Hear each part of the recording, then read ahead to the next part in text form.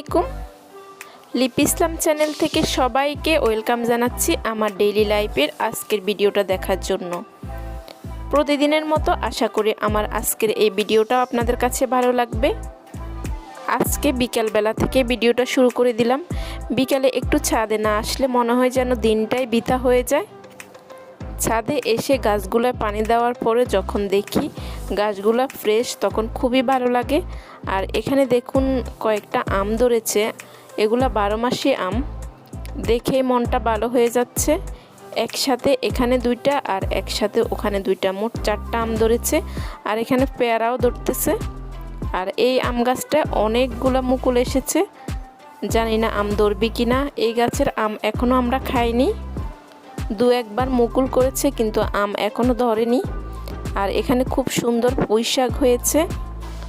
আর এই দিক দিয়ে সেই কবে থেকে কাঠগোলাপ তো ফুটেই যাচ্ছে। আর গ্রানে আমাদের পুরা ছাদ মোহমোহ হয়ে যাচ্ছে। এখন ছাদ থেকে চলে আসলাম বাসায়, এসে জিদনির জন্য নাস্তা রেডি করার প্রিপারেশান নিচ্ছি। এখানে পরোটার জন্য কাই করে রেখে দিয়েছি আর চিকেনটা বের করে নিয়েছি।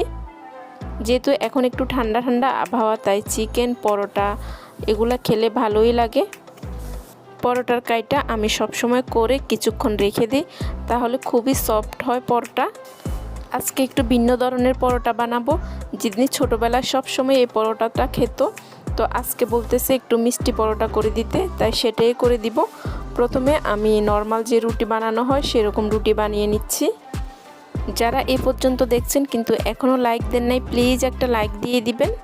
আর ফুল ভিডিও দেখার পরে যদি কোথাও কোনো অংশে কোনো কারণে ভালো লেগে যায়, আমার চ্যানেলটি সাবস্ক্রাইব করে পাশে থাকা বেল বাটনটি অল অপশনে ক্লিক করে দিবেন। এতে করে আমি পরবর্তীতে ভিডিও দিলে সবার আগে নোটিফিকেশান পেয়ে যাবেন। আর যারা এতদিন থেকে আমার সাথে আছেন তাদেরকে অনেক অনেক ধন্যবাদ এবং ভালোবাসা। তো রুটি বানানো হয়ে গিয়েছে, এখন আমি সামান্য পরিমাণ সয়াবিন তেল দিয়েছি।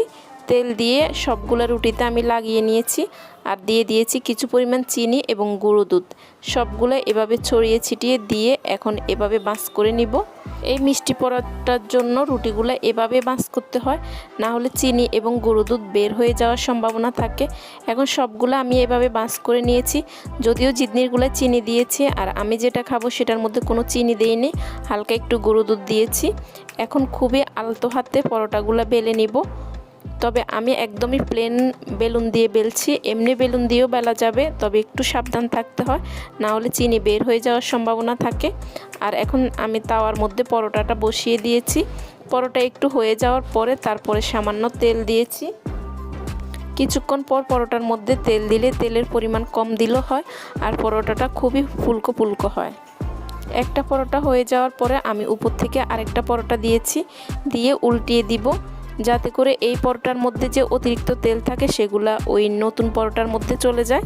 যেহেতু আমি আজকে সয়াবিন তেল দিয়ে পরোটা বাচ্ছি, ঘি দিয়ে বাচ্ছি না, তাই যেন অতিরিক্ত তেল না থাকে সেজন্যই এরকম করা। আর এই পরোটাটা আমি ওই পরোটার তেলেই ভেজে নিয়েছি। এভাবে করে খুবই অল্প পরিমাণ তেলে পরোটাগুলো ভেজে নিয়েছি। এখন খুবই গরম, খুব সাবধানে আমি টিস্যু দিয়ে ধরে কেটে নিচ্ছি, কারণ জিদনির অলরেডি ক্ষুধা লেগে গিয়েছে, সে পড়তে বসছে। এভাবে কেটে ছোট ছোট পিস করে দিলে খেতে খুবই সুবিধা হয় আর দেখতেও অনেক সুন্দর হয়।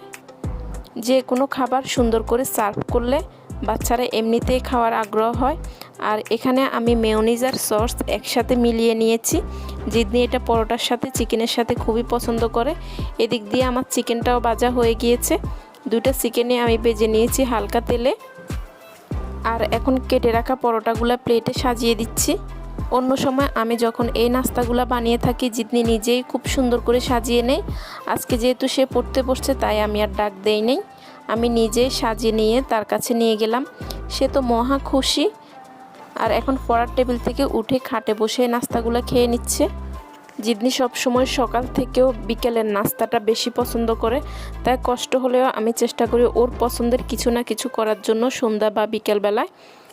আর এই দিক দিয়ে ও নাস্তা খেয়ে পড়তে বসেছে। আবারও আমি ওর পড়াটা দেখিয়ে দিয়ে রান্নাঘরে চলে এসেছি। এসে দুপুরবেলা আমার যে মশলাগুলো বাকি ছিল, আদা এবং রসুন, সেগুলো ব্লেন্ড করে নিয়েছি। এখন বক্সে বক্সে রেখে ঢাকনা লাগিয়ে ফ্রিজে রেখে দিব। এখন সন্ধ্যার পরে অনেক টাইম পাওয়া যায়, তাই জিদনির পড়ার পাশাপাশি আমি বাসার যে অতিরিক্ত কাজ থাকে কিছু না কিছু করে থাকি। আর এদিক দিয়ে আমার রসুনগুলো ব্লেন্ডার করা হয়ে গিয়েছে, আমি এখন বক্স করে ফ্রিজে রেখে দিব। আর এদিক দিয়ে আমি গরুর মাংস ভিজিয়ে রেখেছি, যেহেতু আজকে তাজা মশলা করেছি। আমি চেষ্টা করি যেদিন মশলা ব্লেন্ডার করা হয় সেই দিন একটু গরুর মাংস রান্না করার জন্য। আর আমার বাসায় যেহেতু কোনো মাছ নেই, মাছের বাজার করা হচ্ছে না, আপনাদের ভাইয়া একদমই সময় পাচ্ছে না, তাই গরুর মাংস ভিজিয়েছিলাম। আর আজকে গরুর মাংসটা আমি প্রথমে ম্যারিনেট করে কিছুক্ষণ রেখে দিব, তাই সব ধরনের মশলা দিয়ে দিচ্ছি, পরিমাণ মতো লবণ এবং আদা রসুন দিয়ে দিচ্ছি। এখন দিয়ে দিয়েছি কিছু পরিমাণ লাল মরিচের গুঁড়ো। লাল মরিচের গুঁড়োটা অনেক কালার হয়, কিন্তু একদমই জাল নেই এই মরিচগুলা। আর হলুদের গুঁড়া দিয়ে দিলাম পরিমাণ মতো। এখন দিয়ে দিয়েছি গরম মশলা, আর এখন দিয়ে দিচ্ছি টালা জিরার গুঁড়া, একটু গরম মশলা গুঁড়া এবং ধনে গুঁড়া। সবগুলা দিয়ে আমি ভালোভাবে মেখে এখন দিয়ে দিচ্ছি পরিমাণ মতো সরিষার তেল এবং পেঁয়াজ কুচি। সব কিছু দিয়ে আমি আবারও ভালোভাবে মেখে 20 থেকে 15 মিনিটের জন্য ম্যারিনেট করে রেখে দিব। যেহেতু আমার হাতে সময় বেশি নেই, রান্না করে রাতে খেতে হবে। ঠিক 20 মিনিট পর আমি মাংসগুলো প্রেসার কুকারে বসিয়ে দিলাম। পরিমাণ মতো পানি এবং আলু দিয়ে ঢাকনা লাগিয়ে আমি 6 থেকে 7টা সিটি দিয়ে দিব। প্রেসার কুকারে কিভাবে সহজে গরুর মাংস রান্না করতে হয় সেই ভিডিও আমার চ্যানেলে আছে, তাই আজকে আর শেয়ার করলাম না। আমি আই বাটন এবং ডেসক্রিপশন বক্সে দিয়ে দিব, আপনারা চাইলে দেখে নিতে পারেন। এখন একটা পাতিলে নিয়ে নিয়েছি মাংসটা। কালারটা খুবই লাল লাগছে, তবে একদমই জাল হয় না। এখন উপর থেকে একটু গরম মশলার গুঁড়ো এবং টালা জিরের গুঁড়ো দিয়ে দিচ্ছি। আজকের মাংসটা একটু বেশি মজা হয়েছে, যেহেতু প্রত্যেকটা মশলা তাজা ছিল। আমার রান্নার কাজ এবং পাকঘরের টুকিটাকি সব কাজ শেষ, আর জিদনিরও এই পাকে পড়া শেষ। এসেই দেখলাম সে ড্রয়িং করতে বসেছে। জিদনি একটু ফ্রি টাইম পেলেই ড্রয়িং করতে বসে। আরও ছোটোবেলা যখনই একটু সময় থাকতো, ফ্রি থাকতো, তখনই সে সাজগোজ করতো। এখন একটু সাজগোজও কম করছে, তবে ড্রয়িংয়ের প্রতি খুবই নেশা হয়েছে। করোনা পরিস্থিতির আগে সবসময় ওদের ড্রয়িং স্কুল, সপ্তাহে 2 দিন ক্লাস হতো। ওই সপ্তাহে 2 দিন ওরা অনেক এনজয় করতো। জিদনি তো অপেক্ষায় থাকতো কখন ড্রয়িং ক্লাসে যাবে। আর করোনার পর এখনও ড্রয়িং স্কুলটা খোলেনি, তবে রিসেন্টলি খুলে দিবে। জিদনি তো সেই অপেক্ষায় আছে কবে ড্রয়িং স্কুলে যাবে, আবার সপ্তাহে 2 দিন করে ড্রয়িং করবে। এখানে এই ড্রয়িংটা করার পরে সে আরেকটাও করলো, আর সেটা এখন রং করে নিচ্ছে। সেটাই আপনাদের সাথে একটু একটু শেয়ার করলাম। আপনাদের আজকে কেমন লাগলো আমার ভিডিওটা অবশ্যই জানাবেন। আর যেদিন ড্রয়িং শেষ করে নিজে আজকে নতুন আরেকটা কাজ ট্রাই করছে, সেটাও আপনাদের সাথে একটু শেয়ার করছি। সবসময় আমি জিদনিকে মেহেদি লাগাই দিই, আজকে নিজেই লাগানোর চেষ্টা করছে।